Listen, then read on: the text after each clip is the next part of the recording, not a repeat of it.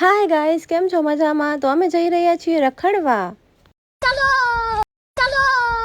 So guys, અમે આવી ગયા છીએ બગીચામાં. મસ્ત સાંજનો ટાઈમ છે. પછી અમે થોડી વાર તળાવની પાળે બેઠા શાંતિથી મસ્ત. એન્ડ ગાઈસ, પછી અમે આગળ જઈને જોયું તો એમાં આપણા કામની તો કોઈ વસ્તુ જ નથી, કેમ કે જે નાની નાની વસ્તુ હતી જેમાં આપણને બીક ન લાગે એ બધી નાના છોકરાઓ માટે હતી. પણ ફાઇનલ તોય હું આ મોટા ચકડોળમાં બેઠી હતી. બીક લાગતી હતી પણ તોય હું બેઠી હતી, પણ વિડીયો ન બનાવી શકી કેમ કે મને એટલી બીક લાગતી હતી. એવી રાડો પાડી અમે.